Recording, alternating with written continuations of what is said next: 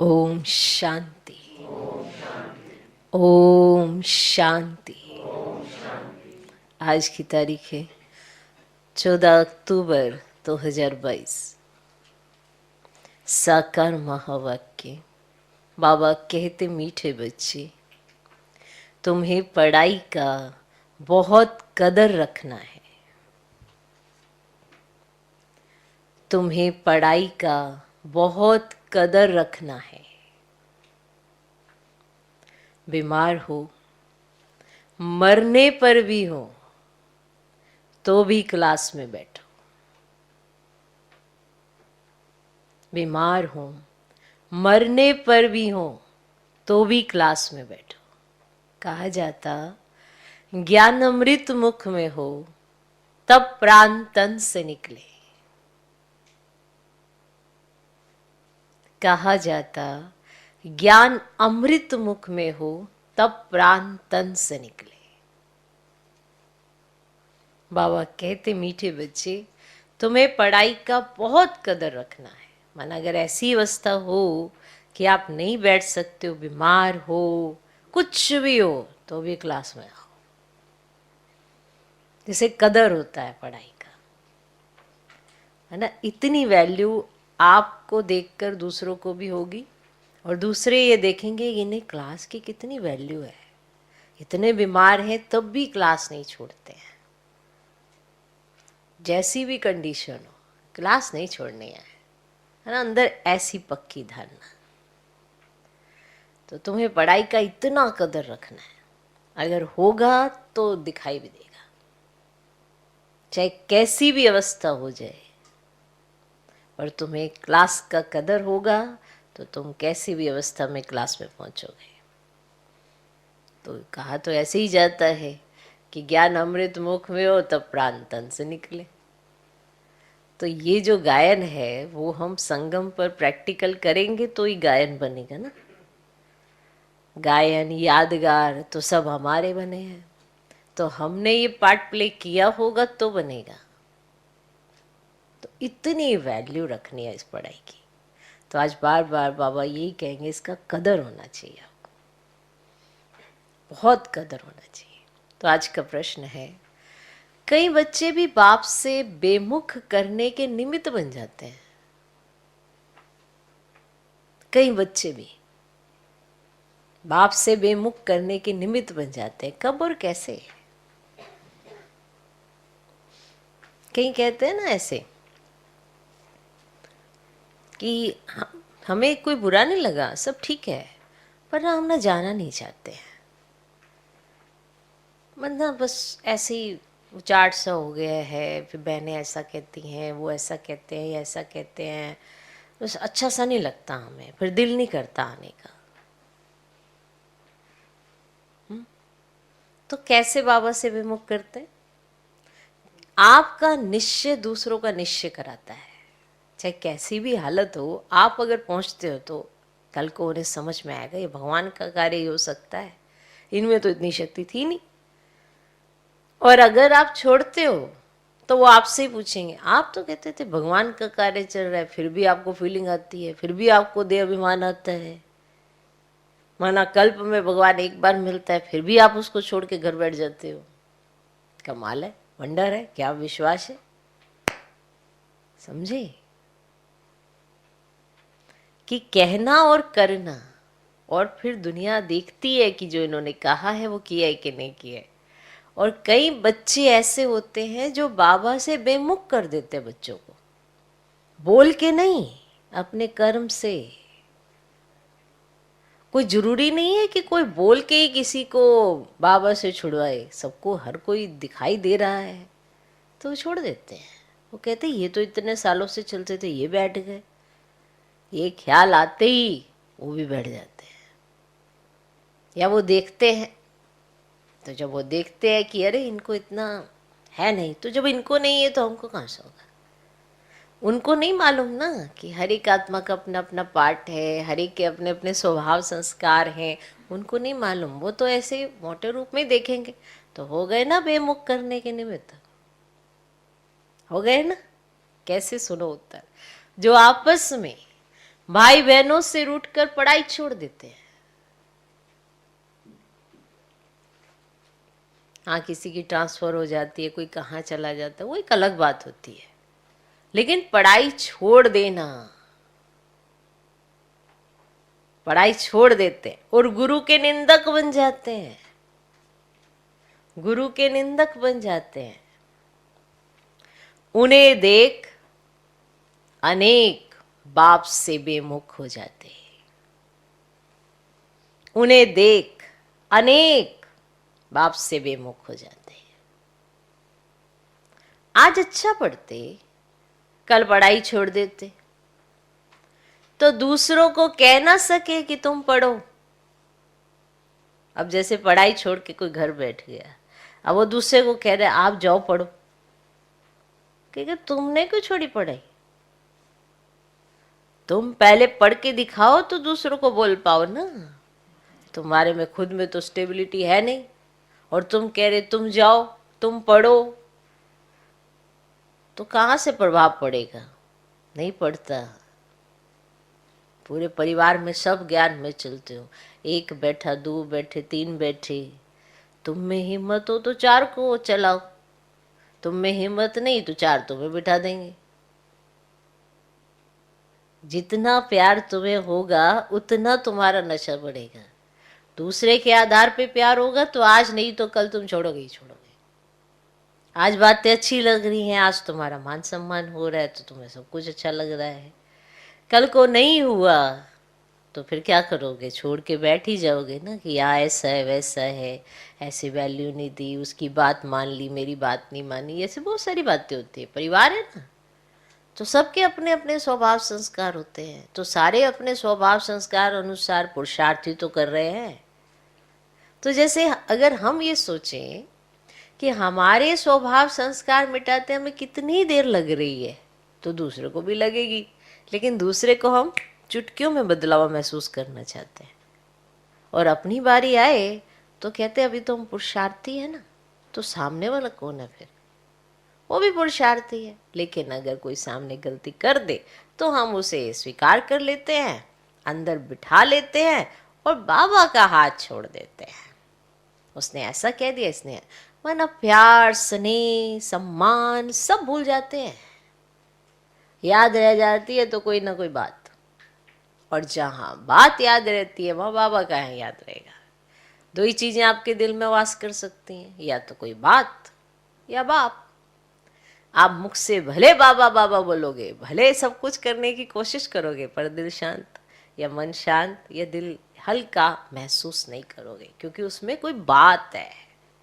और जब तक वो बात निकलती नहीं तब तक बाप की याद आती नहीं। आप मेहनत करोगे, लेकिन वैसी मेहनत खुद को भी लगेगी, मेहनत ज्यादा लग रही है, प्राप्ति कम हो रही है, क्योंकि दिल में कोई ना कोई बात है। और जब बातें निकल जाती हैं, दिल हल्की हो जाती है, तो बाबा की याद आती है। इसलिए कई ऐसे भी पूछते, बाबा की याद हमें आती ही नहीं, कारण क्या है? हर एक कारण हमें अभी पता है मुरली से, पर हम अटेंशन ही नहीं देना चाहते कि हमारा कारण क्या है। देह अभिमान, बुद्धि का अभिमान, या कोई बात, या कोई व्यक्ति, या कोई वस्तु, या कोई भी चीज का आकर्षण, कौन सी चीज आपको बाबा से दूर कर रही है? चेक जरूर कर लेना, कुछ तो होगा ना इन सब में से।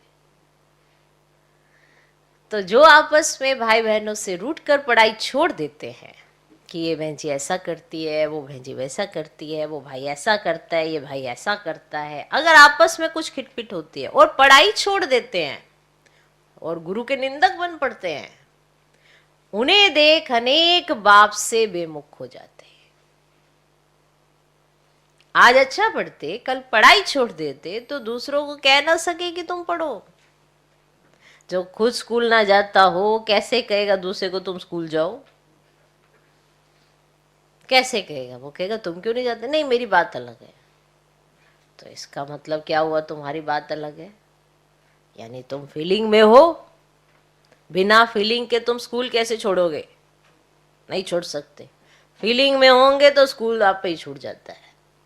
इसीलिए दिल सच्चा और साफ रखो, तो कभी बाप का हाथ और साथ, उनका घर कभी नहीं छूटता, इसकी तो गारंटी है। ओके, तो कैसे कह सकोगे कि तुम पढ़ो? ऐसे बच्चे ऊंच पद से वंचित हो जाते हैं। एक जो दूसरों का भाग्य बनाते, निमित्त बनते, दूसरे उनको देखकर बाबा के बनते, उनका भाग्य बनता है तो वो उच्च पद के निमित्त बनते हैं। और जो खुद बैठते, उनको देखकर दूसरे बैठते, तो वो उच्च पद से वंचित हो जाते हैं।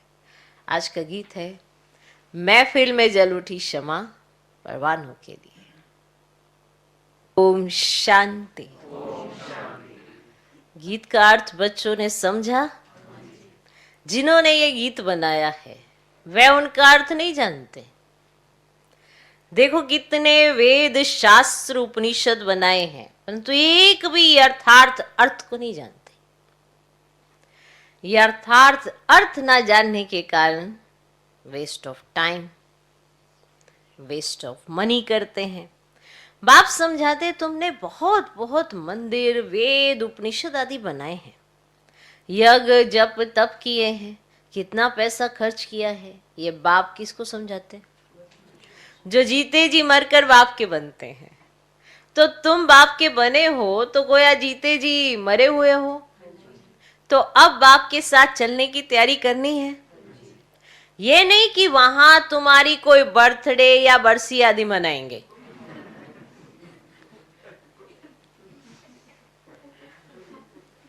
चलने की तैयारी करनी है ना। ये नहीं है कि वहां तुम्हारी कोई बर्थडे या बरसी आदि मनाएंगे।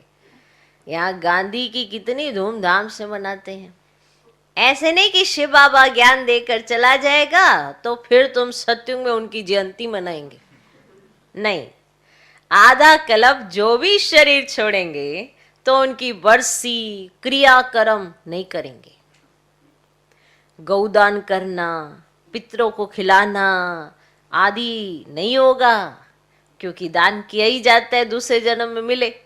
और सत्युग में तुम इस समय की प्रारब्ध खाते हो, तो भक्ति की रस्म रिवाज और ज्ञान की रस्म रिवाज में अंतर है।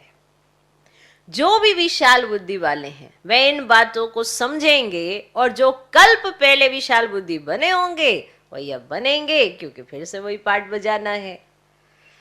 गीत सुना है, चारों तरफ लगाए फेरे फिर भी हरदम दूर रहे, सुना है गीत?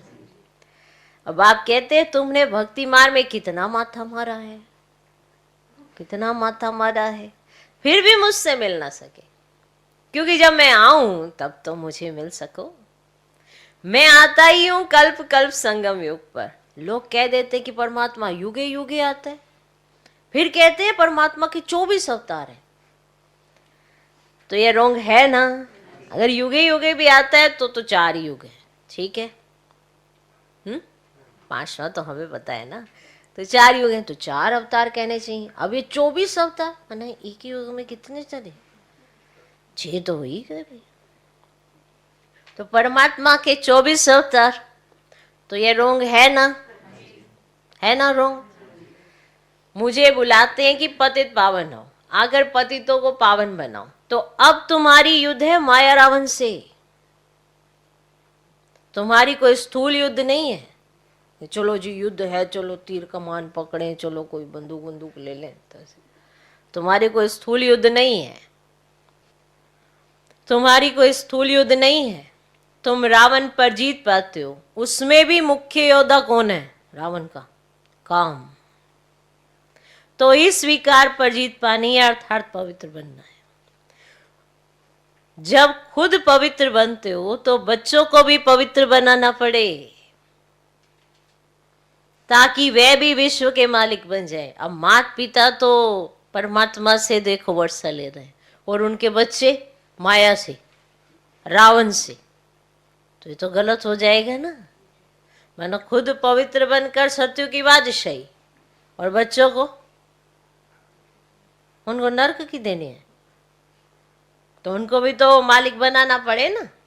अगर अभी तुम उनको वर्षा देंगे तो क्या देंगे? ठिक्कर ठोबर देंगे। अच्छा देखो अमेरिका भी क्या है, क्या है? ठुक्कर ठोबर है। क्योंकि अब यह सब खत्म होना है। अब देखो मरेंगे कैसे। जैसे पहाड़ों पर जब बर्फ का तूफान आता है ना, जब बर्फ का तूफान आता है तो पंछी आदि सब खत्म हो जाते हैं। तो ये बॉम्ब्स के तूफान भी ऐसे हैं, ऊपर से ऐसे गिरेंगे, जैसे बर्फ गिरती है तूफान आता है बर्फ का, तो पंछी आदि सब खत्म हो जाते हैं ना, तूफान आता है बर्फ का पहाड़ों पर। ठीक है, ऐसे ये बॉम्ब्स के तूफान भी ऐसे हैं, एकदम मरते रहेंगे मच्छरों सदृश।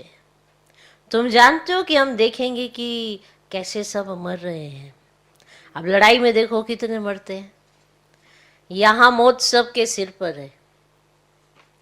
सतयुग में मौत का भी डर नहीं, क्योंकि वहां अकाले मृत्यु नहीं होता। तो बाप ऐसी दुनिया में ले जाते हैं। तो ऐसे बाप की श्रीमत पर चलना चाहिए। मैंने आपको ऐसी दुनिया में ले जाए जहां काले मृत्यु ही नहीं होती है, तो उस बाप की श्रीमत पर चलना चाहिए। यह सुप्रीम टीचर भी है, तो बच्चों को पढ़ाई पर पूरा ध्यान देना चाहिए। बहुत है जिनको पढ़ाई का कदर नहीं है। समझो कोई सख्त बीमार है, मरने पर है, उसको भी क्लास में ले आना चाहिए। कहते हैं ज्ञान अमृत मुख में हो, गंगा का तट हो, तब प्राण तन से निकले। तो पढ़ाई का इतना कदर होना चाहिए। अगर लाचारी हालत में क्लास में नहीं ले जा सकते हो तो उनको घर में भी शिव बाबा याद कराना चाहिए। परंतु पढ़ाई पर बच्चों का पूरा ध्यान नहीं है। बाबा कहते हैं रजिस्टर ले आओ, तो मुझे मालूम पड़ेगा कि कहां तक कौन पढ़ता है। और बाबा पूछते भी हैं, यह खुद पढ़ता औरों को पढ़ाता है? क्योंकि इसी धंधे में ही कमाई है, बाकी सब धंधों में है धूल। उन ब्राह्मणों के कच्छ में है कुरम, तुम्हारे पास है सच। तुम सचखंड की स्थापना कर रहे हो, तुम्हारे ऊपर बड़ी जवाबदारी है। इसीलिए खबरदारी रखनी है। मेहनत है, पढ़ना और पढ़ाना है। ऐसे नहीं सिर्फ पढ़ना है। तुम प्रवृत्ति मार्ग वाले हो, 8 घंटा भल घर का काम करो। गवर्नमेंट भी कायदा निकालती है ना कि 8 घंटा काम करो। आगे तो जब स्टीमर रात में आते थे ना, बाहर से रात को आते थे ना, तो सारी रात भी दुकान खोलकर काम करते थे। तुमको भी घर के काम से फारिग हो, फिर इस सर्विस में लग जाना है। सर्विस करना गवर्नमेंट खुद सिखलाती है, खिलाती पिलाती है, तो उनकी सर्विस भी करते हैं। यहाँ भी तुमको बाप सिखलाते हैं, तो तुमको ऑन गॉडली सर्विस करनी है। सिर्फ ओनली सर्विस नहीं, ओनली हो गई सिर्फ अपनी बुद्धि की, खुद को पवित्र बनाना। परंतु हमको तो भारत को स्वर्ग बनाना है, तो तुम्हारे ऊपर बहुत जिम्मेवारी है। जैसे उस सेना पर जिम्मेवारी रहती है ना, चीफ कमांडर कैप्टन आदि पर अधिक जवाबदारी रहती है, यहां भी ऐसे है। जो अच्छे अच्छे बच्चे सेंटर खोलते हैं ना, वे हो गए कमांडर, तो उन पर जवाबदारी है। तो ये हर एक को देखना है कि हम सर्विस के बजाय कहीं डिस सर्विस तो नहीं करते हैं। बहुत बच्चे हैं जो भाई बहनों से रूठकर पढ़ाई छोड़ देते हैं।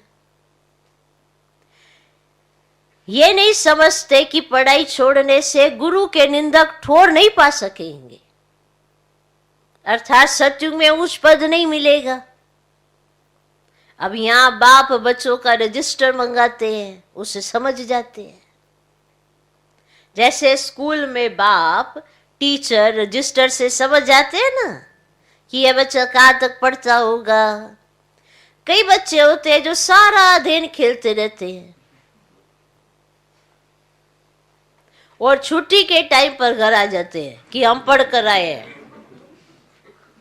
सारा दिन खेलते रहेंगे और जब छुट्टी का टाइम होगा तो पढ़कर घर आ जाएंगे, हम पढ़ कर आए हैं। कि ऐसा कहेंगे कि हम तो पढ़ाई करके आए। ऐसे ऐसे एक्टिंग भी करेंगे, हम बड़े थक गए हैं, पढ़ के आए ना बहुत मेहनत करके, सारा दिन खेलते हैं, और छुट्टी का टाइम होएगा और घर आ जाएंगे कि हम पढ़ कर आए। और किन्हों के माँ बाप तो रजिस्टर भी नहीं देखते, तो उन्हों को मालूम भी नहीं पड़ता, और किन्हों के माँ बाप ध्यान में रखते हैं तो बच्चा अच्छी तरह पढ़ जाए।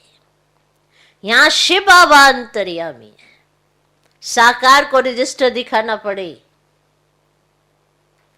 बच्चे कहते बाबा ऐसे तूफान आते हैं, बाबा कहते ये तूफान तो आएंगे, ये सब तूफान पहले मेरे पास ही आते, क्योंकि जब तक इनको अनुभव ना हो तो बच्चों को कैसे समझा सके।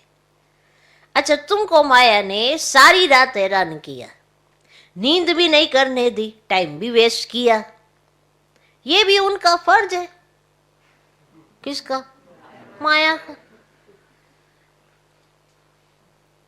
टकराएगी जरूर, वो अपना फर्ज बजा रही, तुम अपना बजाओ। बाकी तुम्हारा काम है बाप को इतना ही याद कर माया को भगाना। कई बच्चे हैं जो थोड़ी भी माया आती है ना तो चले जाते हैं। जैसे वैद्य लोग कह देते हैं ना कि ये दवाई लेने से बीमारी उथलेगी, परंतु कई लोग ऐसे होते हैं जो जरा सी बीमारी ने उथल खाई तो उस वैद्य को छोड़ दूसरे के पास चले जाते हैं। यहां भी ऐसे है, ज्ञान को छोड़ साधु संतों के पास चले जाते हैं।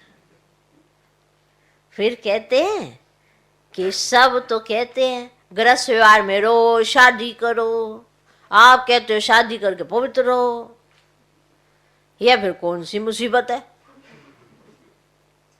अरे तुम कहते हो हमको गृहस्थ व्यवहार में रहे, राजा जनक के मुआफिक जीवन मुक्ति चाहिए, तो फिर प्रवृत्ति में पवित्र रहना पड़े। कहीं फिर कह देते बात तो ठीक है, बाकी मंजिल ऊंची है, ऐसा क्या डर जाते हैं, ऊंच तो जाना ही है ना। दिलवाड़ा मंदिर में भी है कि नीचे तपस्या कर रहे हैं, ऊपर में उनकी प्रारब्ध स्वर्ग है, तो ऊंच मंजिल तो है ही। कहते हैं ना कि चढ़े तो चाखे बैकुंठ रस, यानी बैकुंठ रस, और गिरे तो चकनाचूर।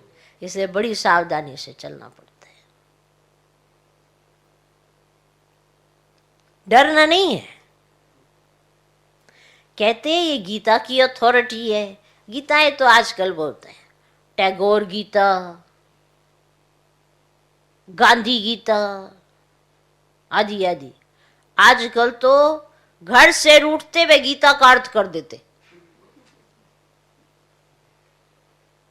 और अपना नाम डाल देते, ये हमारी गीता।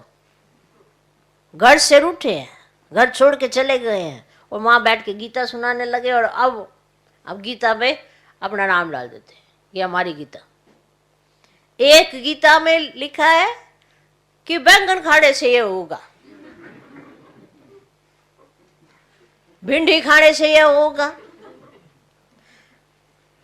ये बाबा भी रोज गीता का पाठ करते थे, जहां भी जाते थे, राजाओं के पास भी जाते थे ना, तो गीता का पाठ जरूर करते थे। और मनुष्य समझते हैं भगत ठगत नहीं होते, परंतु जितना भगत ठगते हैं उतना कोई नहीं।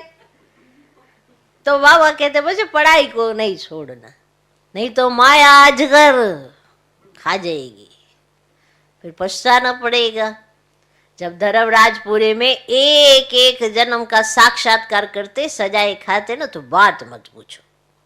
मुक्ति और जीवन मुक्ति को तो कोई मनुष्य जानते ही नहीं, क्योंकि वह समझते कि सुख तो काग विष्ठा के समान है, तो समझते स्वर्ग के सुख भी ऐसे ही होंगे।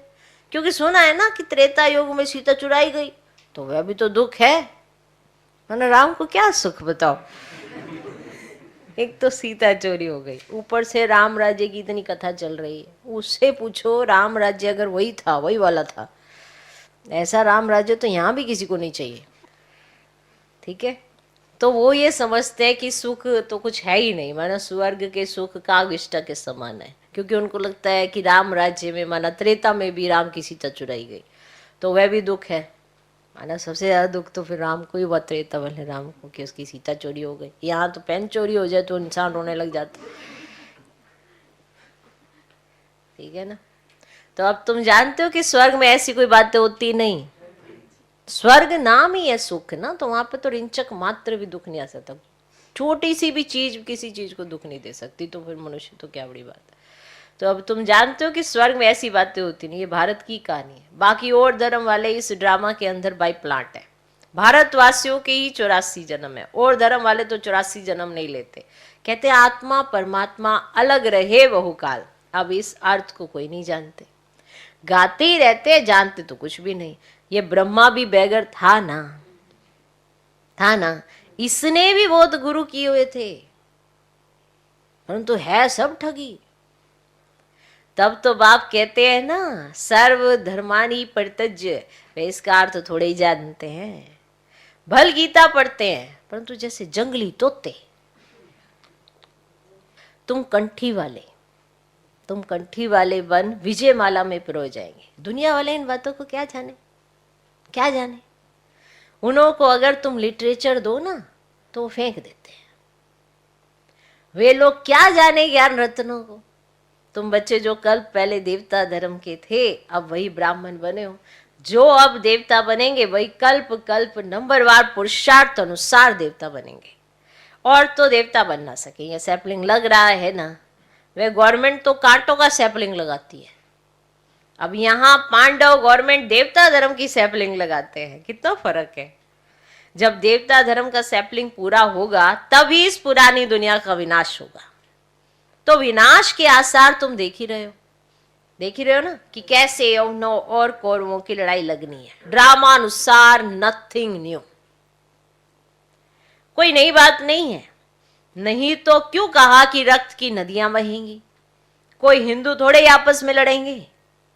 ये वार ही है, यौवनों और कौरवों की है, और हम भी इस युद्ध पर हैं। We are at war. जैसे वहां भी कमांडर देखते रहते हैं ना कि लड़ाई ठीक चल रही है या नहीं, कोई ट्रेटर तो नहीं है। वो कमांडर ये चेक करते हैं कि लड़ाई ठीक से चल रही है या नहीं, क्या बीच में कोई ट्रेटर तो नहीं है। ट्रेटर के लिए बड़ी भारी सजा होती है। तो यहाँ भी ऐसे ही है, सब चेक करना पड़ता है। ये जो बाबा ने कहा ना, ये टीचर बने, ये कमांडर है, तो उनको देखना पड़ता है कि कोई बीच में ट्रेटर तो नहीं बन गया। क्योंकि सीधी बात को उल्टा कर देना ये तो ट्रेटरों की निशानी है। अच्छी बात को बुरे में रिप्रेजेंट करना ये ट्रेटरों की निशानी है।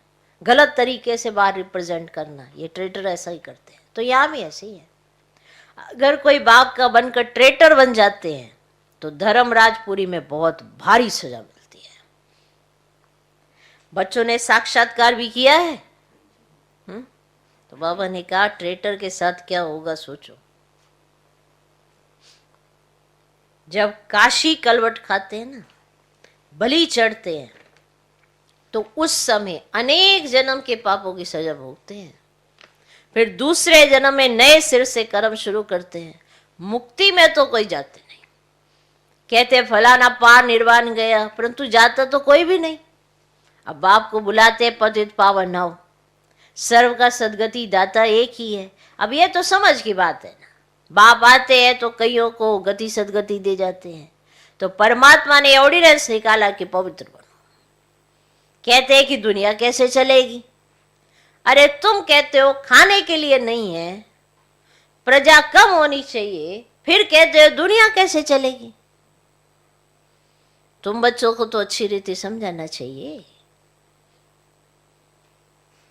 वैसे ही कह देते ना, अगर सभी पवित्र रहेंगे तो दुनिया कैसे। अरे तुम ही कहते हो ना कि प्रजा कम होनी चाहिए, खाने के लिए है नहीं, और फिर तुम ऐसी बातें करते हो कि दुनिया कैसे चलेगी। तो तुम बच्चों को तो अच्छी रीति समझाना चाहिए। अच्छा, मीठे मीठे सिखिल दे बच्चों प्रति, माता पिता बाप दादा का याद प्यार और गुड मॉर्निंग। रूहानी बाप की रूहानी बच्चों को नमस्ते। हम रूहानी बच्चों की भी रूहानी बाप को नमस्ते नमस्ते नमस्ते। Good morning good morning good morning. धारणा के लिए मुख्य सार, पहला पॉइंट, घर का काम करते भी समय निकाल रूहानी सेवा जरूर करनी है। घर का काम करते भी, आजकल सब लगे हैं ना अपने घर का काम करने, तो जो आपका समय है रूहानी सेवा करने का, उसमें तो समय निकालना है ना। तो घर का काम करते भी समय निकाल रूहानी सेवा जरूर करनी है। अपने को सर्विस बढ़ाने का जिम्मेवार समझना है। अपने को सर्विस बढ़ाने का जिम्मेवार समझना है, डिससर्विस नहीं करनी है। अपने को सर्विस बढ़ाने का जिम्मेवार समझना है, डिससर्विस नहीं करनी है। दूसरा पॉइंट, पढ़ाने वाला स्वयं सुप्रीम टीचर है। पढ़ाने वाला स्वयं सुप्रीम टीचर है, इसलिए पढ़ाई का बहुत बहुत कदर रखना है। माना पढ़ाने कौन आ रहा है, पढ़ाई किसकी पढ़ने जा रहे हो, सोचो तो सही। इसलिए पढ़ाई का बहुत बहुत कदर रखना है। किसी भी हालत में पढ़ाई मिस नहीं करनी है। किसी भी हालत में पढ़ाई मिस नहीं करनी है। पढ़ाने वाला स्वयं सुप्रीम टीचर है, इसलिए पढ़ाई का बहुत बहुत कदर रखना है। किसी भी हालत में पढ़ाई मिस नहीं करनी है। आज का वरदान, एकाग्रता के अभ्यास द्वारा मन बुद्धि को अनुभवों की सीट पर सेट करने वाले, एकाग्रता के अभ्यास द्वारा मन बुद्धि को अनुभवों की सीट पर सेट करने वाले निर्विघ्न भव। एकाग्रता के अभ्यास द्वारा मन बुद्धि को अनुभवों की सीट पर सेट करने वाले निर्विघ्न भव। एकाग्रता की शक्ति सहज ही निर्विघ्न बना देती है। इसके लिए मन और बुद्धि को किसी भी अनुभव की सीट पर सेट कर दो। एकाग्रता की शक्ति स्वतः ही एक बाप दूसरा ना कोई, ये अनुभूति कराती है। इससे सहज ही एक स्थिति बन जाती है। सर्व के प्रति कल्याण की वृत्ति रहती है। एकाग्रता के अभ्यास से भाई भाई की दृष्टि रहती है। उससे कभी भी कोई कमजोर संस्कार, कोई आत्मा व प्रकृति, किसी भी प्रकार की रॉयल माया अपसेट नहीं कर सकती। फिर से सुन लो, एकाग्रता की शक्ति सहज ही निर्विघ्न बना देती है। इसके लिए मन और बुद्धि को किसी भी अनुभव की सीट पर सेट कर दो। अनुभव को याद करो, उस पर मन बुद्धि को सेट कर दो। एकाग्रता की शक्ति स्वतः ही एक बाप दूसरा न कोई, यह अनुभूति कराती है। इससे सहज ही एक स्थिति बन जाती है। सर्व के प्रति कल्याण की वृत्ति रहती है। एकाग्रता के अभ्यास से भाई भाई की दृष्टि रहती है। उसे कभी भी कोई कमजोर संस्कार, कोई आत्मा व प्रकृति, किसी भी प्रकार की रॉयल माया अपसेट नहीं कर सकती। आज का स्लोगन, सेकंड में विस्तार को सार में समाने का अभ्यास ही अंतिम सर्टिफिकेट दिलाएगा। सेकंड में विस्तार को सार में समाने का अभ्यास ही अंतिम सर्टिफिकेट दिलाएगा।